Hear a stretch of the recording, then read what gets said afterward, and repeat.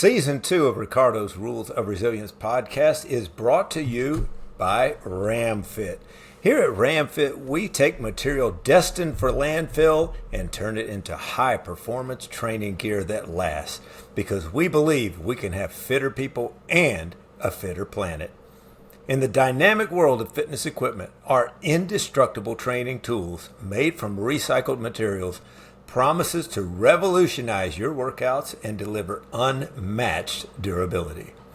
By embracing the RamFit philosophy, you're not only enhancing your workouts, but also contributing to a more sustainable future. RamFit. Fitter people, fitter planet. Welcome, everybody, to the Ricardo's Rules of Resilience podcast, the podcast where we give you the tools to withstand and recover from difficulties. I'm your co-host, Coach Alton, along with Coach Ricardo. And today, you guys, we got another super special guest for you guys. We got Mark Jones in the house. Thank you for coming on today, Mark. Thanks for having me, guys. Super excited to get into it, learn more about you. So if you could give us a quick elevator pitch on who you are, what you're about, so the listeners can get to know you. Man, elevator pitch. Wow. Okay, here we go. We're going up to the 20th floor. I'll try to keep it short. So Mark Jones, I'm 42, currently living in Arkansas, retired from the military about 2 years ago, joint branches Marine and Army, and now I work for DECA, and I'm a stay-at-home dad with two boys that are absolutely insane, and just been doing endurance events for, probably about since 2006. I started getting into all this crazy nonsense, and I've just been pushing the limits ever since. Pushing the limits is true. So, and you are one tough cookie. I mean, Alton and I got to watch you race at the first ever DECA Fit Ultra in July in Fort Wayne, Indiana, and you started cramping up, and I mean, you were in some pain, but you just refused to lose. I mean, you were just going to keep trucking no matter what. You guys weren't there for the finish. No. 56 seconds. That's all burpees? I had left. That last lap. The reason I wanted to do the elite was simply because there was a time cap. Not because I'm elite or anything like that, but I also wanted the black bib. But I wanted to see if I could push that limit to that time cap with, just not training specifically for it, just going in and doing it. But man, yeah, time wasn't adding up in my head for that last lap, and the DECA staff just got me fired up. Preston was running with me. Yancey Yancey high fives everybody and gives hugs, and not with me. When I'm racing, he's in my ass. He's in my ass. Hey, you better freaking go. Let's go. Get back to work. So, I mean, when he's cranking on you, and your whole body's shutting down, you don't have any choice, because we're also roommates most of the time, and God forbid I was 1 second over and I didn't meet his criteria, he's gonna have a smile on half his face and a disappointment on the other side of his face. So these are the things I have to deal with when the person you work with is also a father figure in your life. But yeah, and the worst of that too was the 56 seconds was just where I finished. But then there was the whole, man, I've been known to do a regular DECA and have some sort of penalty where I skip a zone and I have to go back, or I miss a lap or something stupid, right? So that's all I thought about is anything in that ultra, anything could have brought me to that lowest penalty, which is a minute, and just disqualified me, and that would have been by 4 seconds, which would have been absolutely insane. But wow, man, yeah, I was in some pain for that one, for sure. That was crazy. That's funny you say that about Yancey. There have been two. Yeah, he is the most encouraging guy. Anybody that doesn't know DECA founder Yancey Culp, super energetic. He was on our show a few weeks back, and that energy he had in the podcast, he's like that all the time. It wasn't something special he put on for the podcast.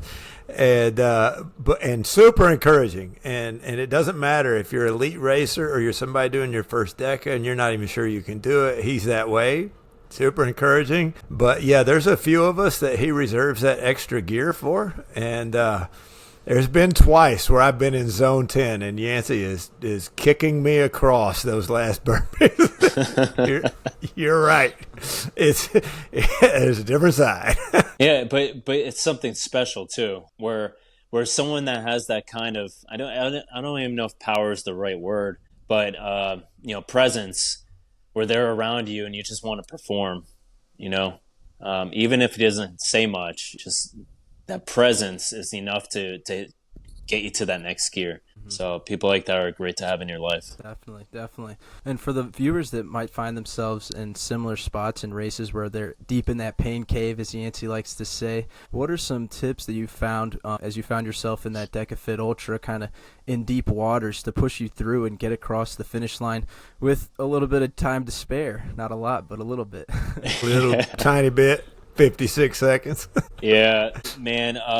So every race is different. I've learned, you can't have a why forever. I feel like whys expire. And I've done it for years. When people would ask me, why are you doing this? I would say the same thing. And it almost became like a scripted, this is what I say every single time. And it kind of lost its worth, right?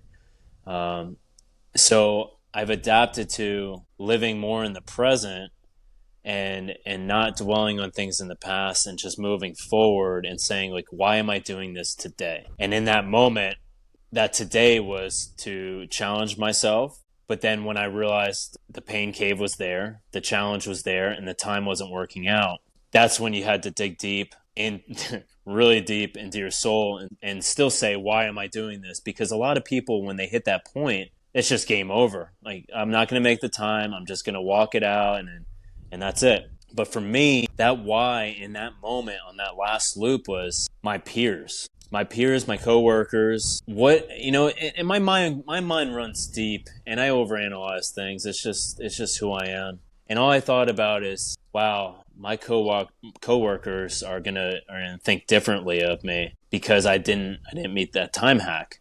And because I did, and they saw the pain, every one of them just gave me the biggest congratulations. Wow, that was inspiring, all that stuff. And in those moments, that's what you live for. It doesn't matter if you're on the podium and win or you come in dead last. You did something incredible. People saw what you were going through and how you pushed through it. And I think that speaks volumes of a lot of people out there on all levels that are able to just push past limits of pain or suffering or whatever, right? That whole resilience piece that we're talking about today. And when you just actually witness it, it's pretty incredible to see. So for me, it was really the peers, my coworkers, just I looking down upon me if I failed. In my mind, if I failed, I didn't want them to think differently of me. So. That was that 20th gear that kicked in, I think what you're saying is very profound. We are creatures of contact, and it doesn't matter how you think we got here. If you believe we evolved to this state, the earliest cave drawings were of us doing things together, right? Or if you think we're created this way, we were created to be together, and you not wanting to disappoint the people, your comrades, the people that you care about, and just wanting to make them proud and not disappoint them. That found a level that you wouldn't have had just doing it for yourself. It's so true. There's so much more when we're in community like that, and we know the people around us believe in us. You nailed it. Yep, absolutely. I always say we're pack animals, being mammals. We're packed. We're drawn to some sort of community, like you said, whether it's a running group, whether it's church, whatever it is, sports teams. We're drawn to that community, and or just you're doing an event by yourself, knowing that there are going to be people supporting you along the way, right? And I think that's absolutely what DECA promotes is all levels of fitness, like Yancey always says.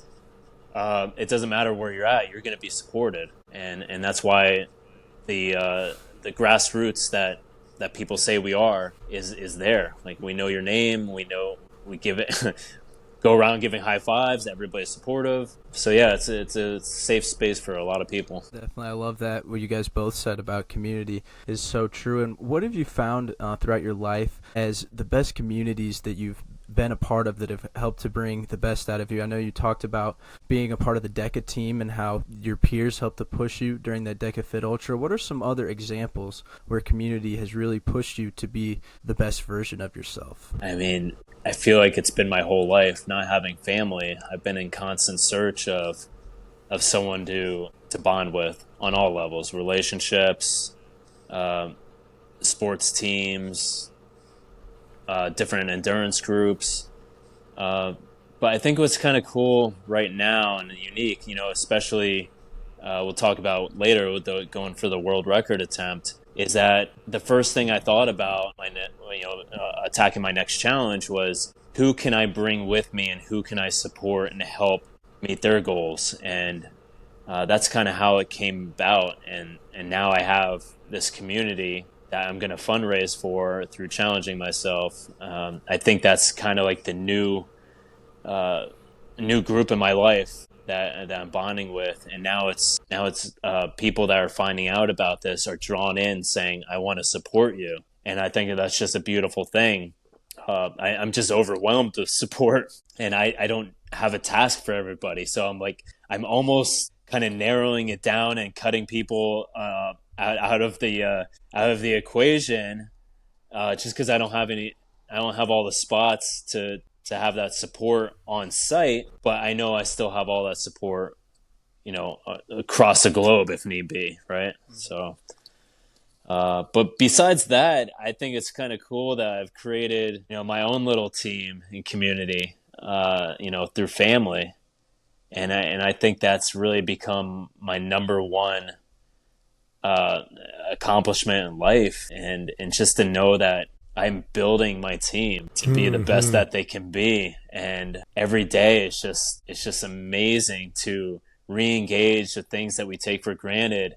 Just a worm on the ground and the reaction my son will get, with a bug, and it brings about that excitement. It's almost like a rebirth and reset in life. So it's just really cool to be part of that as well, and have created that. So that's a community I'm just excited to expand in the future. That is so true. The family, especially if the family we've come from maybe is disappointed or not even there, right? To experience that joy of it, it's all the more magical. But yeah, nothing like family to give us that love, give us that drive, give us that extra push to do more than we would on our own. I mean, you got a great family. I said that to you at DECA too. I said, your boys are amazing.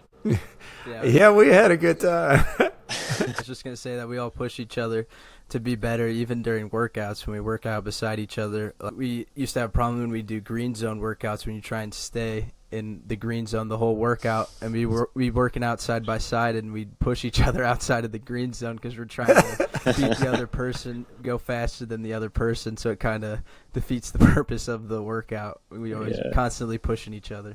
Yeah, but that's probably been your whole life though, outside the gym. Yeah, everything. Board games, school, anything, especially with my brother. So, Mark, you done the military thing, and now, and then endurance athletics, and, talking about pushing people. Now you're pushing people to try something new and crazy with DECA Ruck. And, this Coach Alton here, you pushed him pretty good in July, but you're doing that for a lot of people. And so here's the thing, as if DECA isn't hard enough, and trying to talk people into doing these 10 functional fitness stations, or DECA Fit with 10 functional fitness stations with 500-meter run in between. You're out here telling people, no, you need to do this with 30 pounds on your back. How's that going? I mean, for males, females get 20. So, and you can also do it for strong and mild. So you can have that ruck trifecta, right? And we're gonna actually have a patch with wedges next year. It's top secret. Wait. But, we have the first design. Titan 6 Actual is creating that. So you'll have that that patch that everybody wants, but now you can do a trifecta with the wedges. So that'll be cool to see people piece that together throughout the season. But yeah, Deca Ruck, I mean, it's so fun every race. Like, my number one goal is to have a podium. And I think the event you guys were at, that was the smallest ruck field that we've had I've probably since the beginning. So I was really pushing to get a podium. So I think I'm a master of persuasion because I've had a podium every time. But it's just amazing to have either our staff members, volunteers, people that just completed a fit, as we'll call slick, without a ruck, and they just want that additional challenge. And they throw in the ruck and get it done. Or they've never even done a DECA, period. And they're like, well, I might as well go big on my first time, right? Let's just do the ruck and get it done. And it's just so cool. There's at least one person every race to go through that. And, when they collapse at the finish line and they say, man, I'm so thankful you pushed me. I don't think I could do this without a ruck ever again. That was like the perfect way to get involved. And, that's it. Like, this, it's not work. It's not work when you get to inspire people to push their limits and then have them congratulate you at the finish line when you're giving them a piece of cloth to go on their ruck as a patch. I just think it's amazing that, we're just dealing with people, high fives and, smiling faces all day. Yeah, I don't know if you know this, but at DECA Fit, I hadn't done a ruck race before that, so you actually pushed me to do my first ever ruck race, which I'm glad you did, because I was a little intimidated by it, because like Coach said, DECA's already tough enough without the ruck, and then strapping on that 30-pound backpack after doing the DECA Fit in the morning. But that was definitely a great time and to push myself out. You said you're the master of persuasion. I saw at the DECA Fit in Florida, they had someone do a DECA Fit Ultra with a ruck on. Did you persuade that guy to do that? Or? Well, here's the deal. That guy came in, and he had a weight vest. So we're like, you can't wear the weight vest. Like, it's gonna look bad since we have the ruck division. That's a no-go, right? You can't wear the weight vest. So he's like, okay. We gave him a ruck. He did 20 pounds because he had the 20-pound weight vest. So we kept that straight with weight across the board. But I sat down with him before the race and I said, look, man, I'm going to hold you to all the standards. I'm going to follow you around your first loop, making sure you're doing everything right. Because he never did DECA either. He just went right into the Ultra, wanted the ruck. And it's because he just joined the military. He wanted to push his limits and all that. He wasn't experienced with nutrition or any of that. One might say he was a hot mess, but I followed him around the first loop and just kind of coached him through what he needed to do, and he just went on autopilot and he got it done, and he was just like a normal guy that didn't freaking boast about it, and it wasn't like a big deal, but it was a big deal. It's very, very humble about everything, and it was just cool to see him get it done and be the first ever to a guy rocking the Ultra. So that kind of, first thing when he crossed the line, I said, shoot, man, now I got to do it with a ruck. I'm the ruck guy. I'm the ruck guy.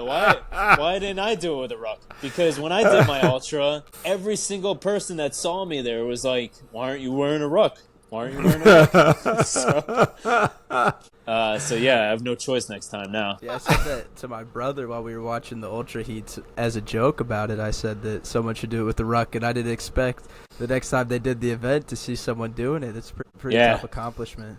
Yeah, I did not push him. He came in on his own accord. We just set him up with the ruck, just to swap out with the weight vest for optics, and if he was running around with the weight vest, we'd have 1,000 people saying, why is he rucking with the weight vest? I thought that wasn't the standard. And, so we wanted to keep that, the right way across the board. And he had no problem with it. And he knocked it out of the park. You've dealt with a lot of challenges in DECA. You and I, actually, we first connected at DECA Fit Chicago. We were working the same station together. and it was my turn to race. I'll never forget this. I tell people this story about you. It was my turn to race, and I had some blisters on my feet, and so I'm changing my shoes right there, and I put some duct tape on. And you're standing there looking at me, you're going, "You're taping up for a 5K?" What a day. Did I say that? Oh yeah, you did.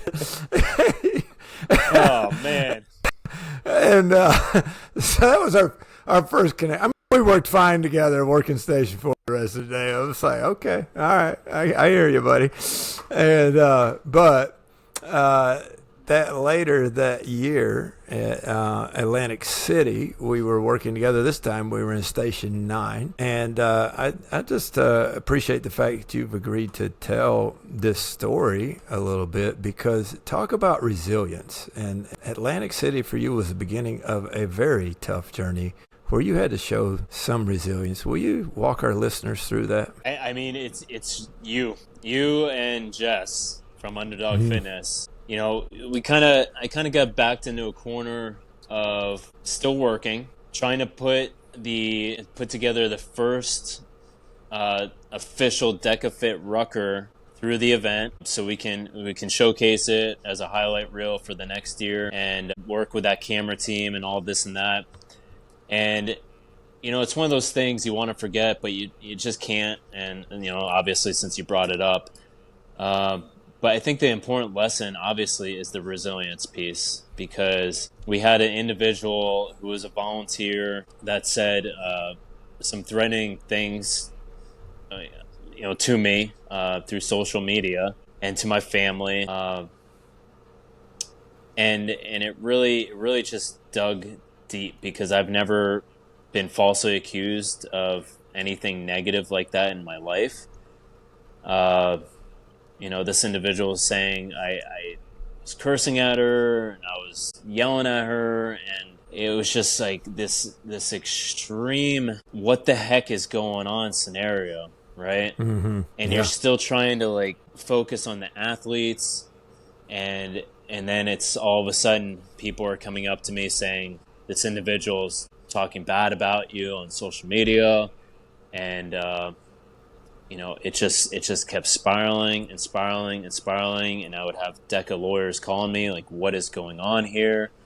And you know, Yancey was right there as a witness, be like, this individual is crazy, like that's not anything that happened.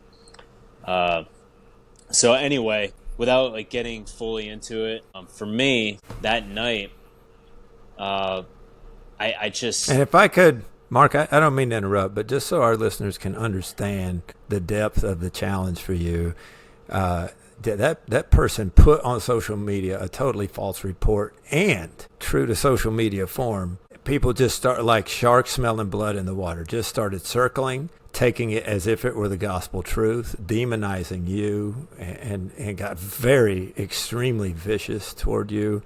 I mean, this not only is it a false allegation that is attacking your character, but it's attacking you as a person at the end of an extremely exhausting weekend. And you know, now it's maybe even your job's on the line if people believe her. I mean, so much piling up on you at once, and you really had to dig deep to get through this. Yeah, and you know, you hit it. Worrying about still having to work and losing my position. My position means a lot to me because I get to work with my best friends and inspire a lot of people and see them crush life. Mm-hmm. So yeah, work came into play. Really everything I've done, everything I've accomplished in my life and I've worked so hard for, you know, on my own since 16, literally on my own, figuring out my path in life through the military, through these events, through relationships, through my family, and having, you know, I'm not perfect, but I you know, it was very obvious that was not the truth of what was going on at all. Right. Through numerous sources. And when someone's attacking you and your family and your job, and you immediately, at least for me, I went into, you know, people see red when they're angry. I was seeing black for death. And I think you pulled me aside because you saw that. And when you pulled me aside, and Jess was there as well, and you said a prayer, and honestly, I'm not a religious guy, but it didn't matter because it was someone I barely knew coming to support me in a situation that was absolutely detrimental to everything I knew and accomplished in life. And when you did that, that complete breakdown was was very, very grateful. Thank you on so many levels. And every time I see you, I think about how selfless you were and she was to just come into my corner and support me under the circumstances. But that got me to the end of the event. And when I was done with the event, I had the higher ups in Spartan calling me, saying what was going on, and then so I had to revisit it all. Mm-hmm. And we were walking back to the hotel, and there was a red light. It was red for us, green for the oncoming traffic, and I just stood right in the middle of the road, and I didn't care what was going to happen. Wow. And a car literally swerved from hitting me, and Nancy was just like, "What the hell?" So he brought me back to the room, sat me down, gave me an ass chewing that was well deserved. And really said, this is gonna blow over. Don't worry about it. You got your family. So that got me through again. I went back home. Now I have my wife asking me what happened, what's going on, and then she started getting attacked. Our residency was posted, where we lived, what we did, pictures, all kinds of stuff. And once again, saw black, went to that place, and I can't live anymore. Just can't. And for months and months and months, I was just in this hole of trying to figure out how to get by day by day. And, fast forward to today, it blew over. Lawyers got involved, and they took care of it on a professional level. And the hardest part was really just not firing back. And I think that's what's really, really hard when someone's bad-mouthing you and you're just kind of told to sit this one out. Yeah. And I think coming from those people, that was the best thing to do. But my voice was still never heard.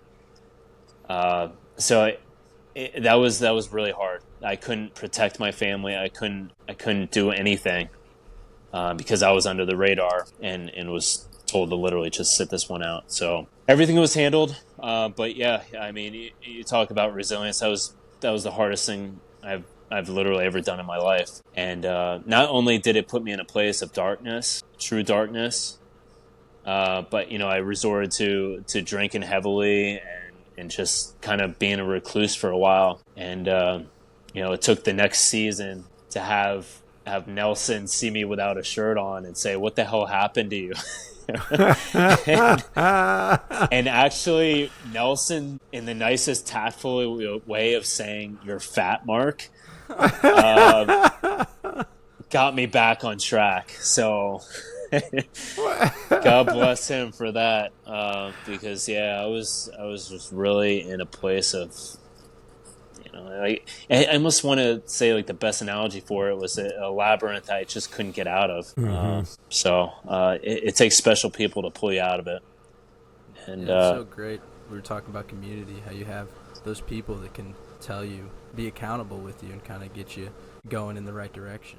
Yeah, absolutely. And it was shocking too, is you have all these friends in life, you have all these brothers at arms, the thousands of people I've met over time, the thousands of followers I had, on all social channels at the time. Not one reached out to see if I was okay.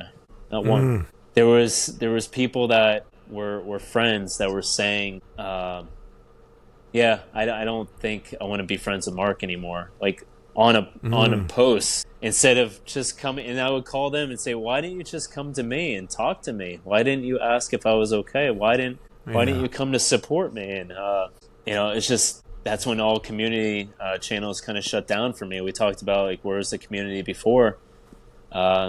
It's really where it is after. It's not before, it's after you have a situation like that and you see who's really got your back and who sticks around and fact checks everything. So there was only a few people that did that, and they're still around today.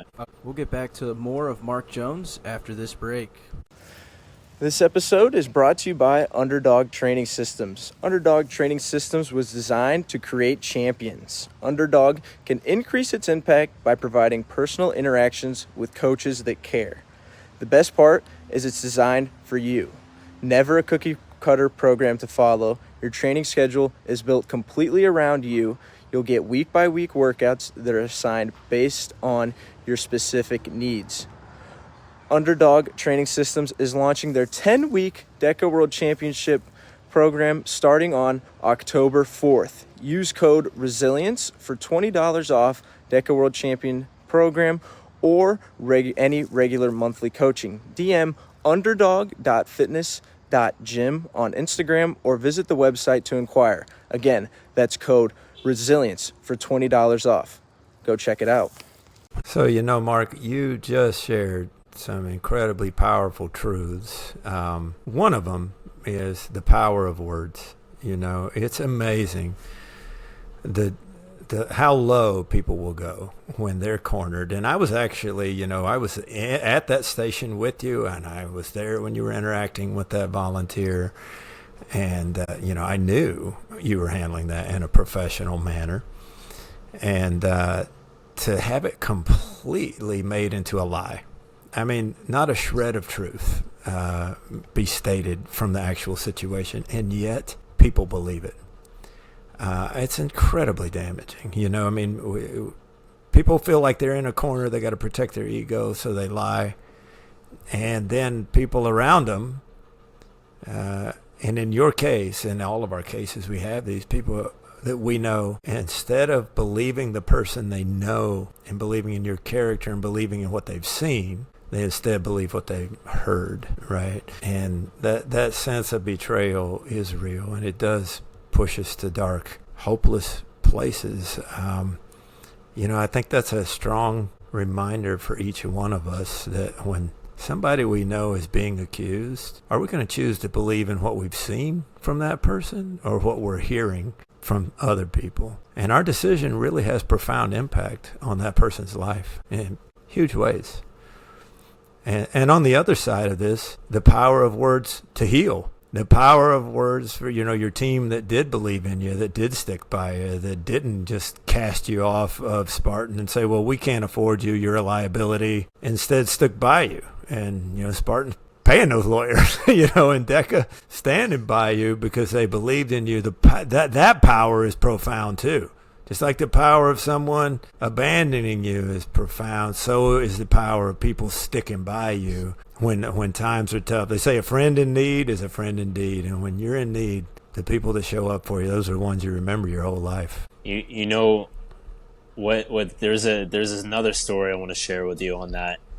The lawyer that called me from Spartan actually said, "Mark, you don't remember me, but I remember you at hour 36 of the death race. You came up to me at the aid station to check in.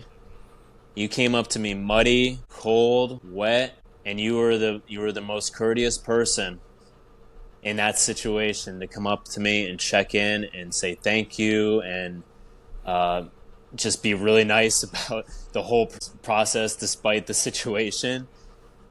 And it just that just goes to show like how small this world is, but also the impact you have on a day-to-day with an individual you might have to interact with in the future. Because in that scenario, I mean, yeah, it could be understood. I could be a little grumpy, checking in, but the fact that was the individual that had my back as my support through Spartan and DECA as my representative, and she knew the kind of person I was under extreme situations, reach out. And I just thought that was the coolest thing. Like, yes, death race paid off or something.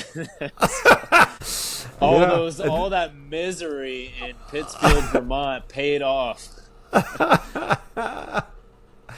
Yeah, and you being a person of character, even when you're cold and wet and miserable, just gave somebody, I mean, there it is. Somebody's going to believe what they've seen in you rather than what they've heard about you, right? Right. Yeah, that's beautiful. And it's crazy. It's crazy how the world we live in, people are just, I don't even know what the word is. Alton, you probably know what the going phrase is, but how are people so quick to just jump on board something that is said? Like we don't resort to encyclopedias anymore, or even Google. Really, it's like the social media comments in the feed that we scroll through in 2 seconds and say like, "Here's world history now." Through a few comments from a guy that could be a robot across the globe. I don't know.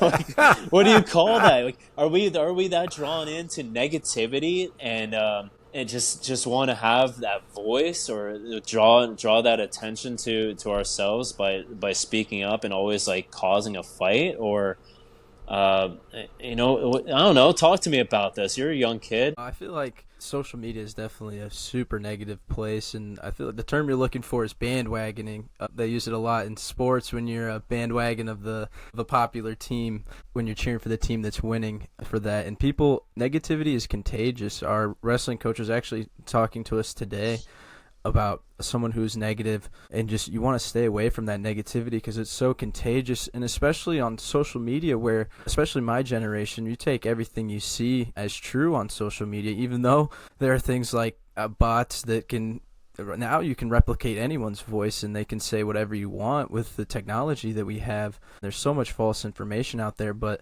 people, our generation's main source of media is on stuff like TikTok, Instagram. That's unfortunately that's where people are getting their information from, and what they take as the truth nowadays is the sad reality of it.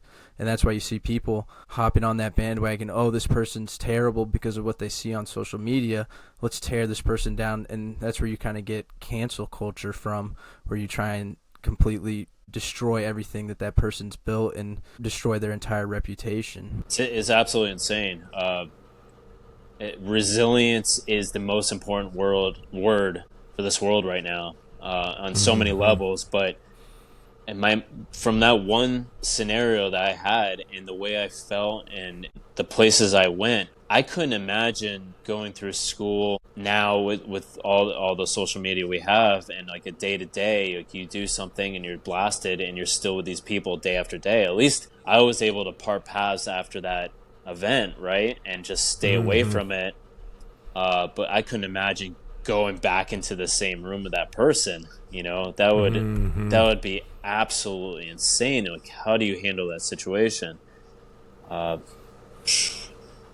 So kudos to you for doing that. And I see one of the things I see a lot, especially with people in relationships, when they kind of get burned, like the person, their significant other cheats on them or something, or in your case where you kind of see their true character. How do you forgive them at the same time, but like you're saying, you don't want to be in the same room for them. Like you forgive them so you're not holding on to that anger and it's holding the piece of you. How do you go about doing that without associating with the person moving forward, because they've kind of revealed their true colors? You know, honestly, the reason why this scenario was so hard was because I don't forgive this person. And that's because I was pulled away from finish. I'm a finisher, right? Anything I do, I want to finish.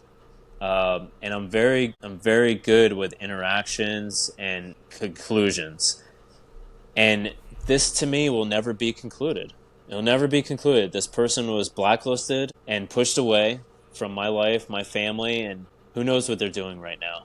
But ultimately, if I could have just had the situation settled down, had that face-to-face, we could have even done that on the spot. Like, if you're that angry, why aren't we just talking? Let's go into another room. Let's talk about it. I've done this with tons of athletes going through DECA that are frustrated with rep counts, whatever, right? I would go handle that fire, and we talk it out, and I would spend as much time as I needed with them, so they felt like they were treated well, and they felt like they were deserving of what happened in this scenario. Wasn't able to do that. So this is a very weird, awkward situation that I've never dealt with in my life. It's an unconcluded, unresolved situation. I know if we were in the same room, it would have been taken care of. We'd probably hug it out and we'd move on with our lives, and there would have been no threats or anything. Right. It's just really hard when you're with a company and they say, yeah, we got it from here, and that's it. So for me, I don't know. It's I can't say I forgive because it's not resolved, right? Yeah. The shots were fired, and I wasn't able to, I don't want to call it retaliate, but I wasn't able to defend myself at all. Those are the hardest situations to forgive, when there's no chance to work it out, and the forgiveness has to be all unilateral, and it's so much easier to forgive if someone comes to you and is like, you know what, yeah, I took it too far, or I reacted poorly, or whatever they may have to say. And they're sorry. Boy, forgiveness is so much easier than, like you said, that person's out of your life, removed, and there's nothing but the hurt and the damage to hang on to. Yeah. As much as I'd like to, even just bringing it up today, it was, you asked me if that was okay, and I feel like it's very impactful, or it was very impactful in my life to have you in my corner, barely knowing you, praying for me, and keeping me going in a hard time. Yeah. And I think that's the best way to look at it, is like, you had this hard scenario, but look at all the good that came out of it. And that's where resilience really comes through, is how do you incorporate any little bit of optimism in a very hard situation? Because if you're dwelling on one, it's going to grow. So why not choose the positive side, right? That's right. So that's what I've been doing over the years. And what we focus on grows. That's one of my favorite quotes. So if you're focusing on the positivity, that's probably what's going to grow, right? Yeah. And sort of pivoting towards a more lighter subject, I really appreciate your vulnerability, and I know that will help the listeners take some key gold nuggets from that. But pivoting to a lighter subject with ruck, we kind of talked about it. DECA's already hard enough, so how did you get the idea to put 30 and 20-pound vests on people? Are you just backpacks, like to torture people, or? All right. So, rucking's been around, so it's not like I have this new development in the world of racing, of throwing a ruck on you. But for me personally, I would travel and do the strongs and the miles, and I immediately, just like I tell people, I threw a ruck on right away. I didn't do a slick, I just did the ruck. And then I did slick, and for me, I wanted to see that gap of time, what I did on both sides of it. And I like to not worry about either one of those times, but to shrink up that middle time, that gap in between. I think for me, that's what's fun about it. So when I did it and it kicked my butt, and I was like, wow, that we need to make this a thing. Going to Yancey and telling him about it, and he knows my background of doing all things ruck, all kinds of crazy events with a ruck. He was like, yeah, just make it happen. Let's make it happen and tell me how we're going to do it. And that was just a, snap in the fingers in about a 6-month time frame of just making it happen, having the rules and guidelines and the rucks in place and the what if scenarios all answered. And once he was good with it, we made it happen. And seeing so many people, veterans, military people especially, really take to this.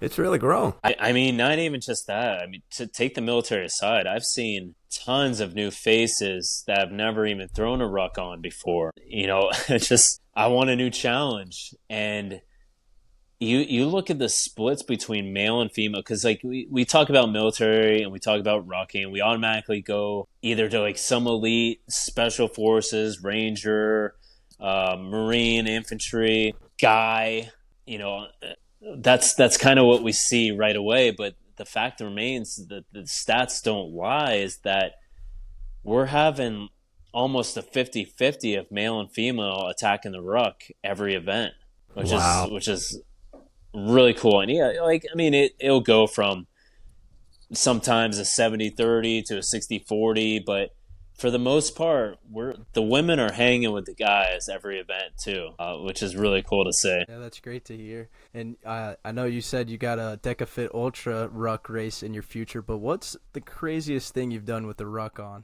Go Ruck Selection. That was, I don't know if you're familiar with that. I'm not. Let us know what that is for the viewer. So that's 40 pounds dry, and then you have all your equipment, that mandatory equipment you have to bring. So it stacks up to being around 50 plus. And you're not allowed to have any food or electrolytes or salt or any of that with you or in your water or anything. And they don't allow you to eat until 24 hours. And the whole time is basically a beatdown. You'd have to go check out the YouTube video of me or some of the other people that did it. But I think there's only like 17 or 18 that have ever finished in the world. Out of I want to say it's been around for a decade plus now. Sometimes, some events you don't have anybody finish. Sometimes it's just one. In my case, it was 3. The 2 guys that I finished with were extremely strong and tough. And I was just hanging in there. I was the guy that they called me Gray Man. They kind of give Nick, you kind of get, if you're on the Appalachian Trail, you get a trail name. I kind of had like a trail name for this, and it was Gray Man, in that I was kind of there, and that was the plan, because you could be winning event after event, and then you lose, and then all of a sudden they're on you, telling you how bad you're performing now, and you don't go there to say like, I'm gonna be happy during this event. Like, it's a very like negative, you're not gonna finish space, and it's something that I attempt at resilience again here. It's the only thing in my life that I've ever quit. I quit twice. I quit at 36 hours. I had a med drop the following year before 24 hours. And then I quit again at the 24-hour mark the 3rd time. And this time I was like, this is it. I'm only focusing on this for an entire year. It's the only thing I want in my future right now. And I just went and attacked it with such conviction that I never had in the other attempts. And it got me through. So yeah, that was definitely you're wet, you're cold, you're sandy, like the entire time. And you eat when they tell you to eat, and that's pretty much it. So yeah, you'll have to go check it out and see what kind of grind that was. Yeah, it sounds pretty brutal for you. And as we close our time with you, we like to ask all our guests this question. Me and Coach might not have some of the best questions, so this is your opportunity to let the people know what they need to know, anything that you want to let them know. Well, next on the chopping block is the Guinness World Record, carrying 40 pounds for 24 hours, going to max amount of miles. We're looking to complete 100 miles regardless. We're going to break the record, hit the 100 miles, and we're going to raise as much money as we can for Oscar Mike. That's happening in November of 2025 in Chicago. It's going to be a point-to-point ruck. And we're just gonna knock it out of the park. But that will probably be the hardest ruck. I mean, I could do a 5K with a ruck and say like that was the hardest thing. Claps on the ground, and I'm a hot mess most of the time. But this one scares me. It really scares me. Not the fact that I'm gonna endure the pain that I know that's coming, but it's more of the whys. The why am I doing this? The fundraising, the people that will be watching, the people that will be supporting me along the way. I'm gonna really dig deep. Just on a smaller scale, like the Deca Ultra, knowing that people I don't want to let down. So we have that coming up next year, and that's pretty much it. Oscar Mike is an organization that's been around for a while. The guy that actually runs it, Noah, he's a Marine as well. We don't say former Marines, but him and I served around the same time frame. So when we got on a call to discuss this, we had a lot of connections with scenarios we've been through. And, a lot of the guys in the organization are the ones you see out there in the course with missing limbs and have just been through a lot in life, right? So despite what we think is a bad day, sometimes you have to look around and say it could always be worse. And in most cases, those guys have had it worse and they've gone to that dark hole, being blown up, missing limbs, and they're still out there in the fight. In most cases, running alongside with you. And these are the guys I'm representing during this event. So when it starts to roll out, please go support them. It's going to be a good event. They are so inspiring. We've had them. We've raised money for them at some of our deck events. And to this day, one of the most inspiring moments of my life was Navy Pier Deca-Fit. And I think it was actually you that came around at the end of the event and said, hey, Oscar Mike's going to be finishing up here pretty soon. They were the last guys on the course. They all do the course together, true military fashion, no man left behind. And I said, let's cheer them on, and went over to Zone 10 to cheer them on. And I have since become friends with Nick, the guy. He was, amputee. And I mean, when you see somebody doing weighted burpees with a 44-pound ram and a prosthetic leg, and I can't remember how far he got into it, maybe around 10 burpees he got into it, and he rolled off of the ram onto his back, removed the prosthetic limb, rolled back onto the ram, and finished it single leg burpees.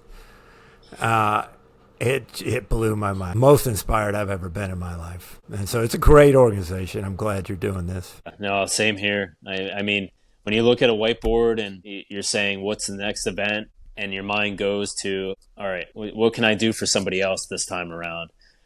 That's where I went. And it's been a roller coaster with organizations coming and going, but this one is official now.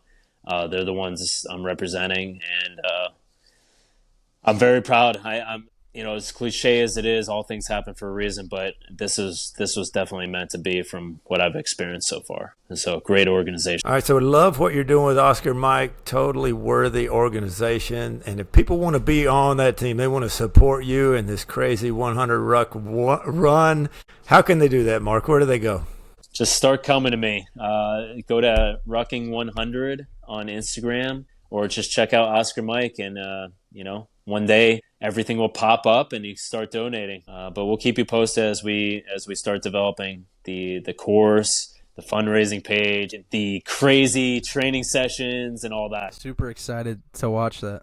Yes, sir. Super excited to watch that progress and see you break the world record for that. That's going to be super exciting stuff, and for super great cause as well. Hey, you know what? Records are meant to be broke, right?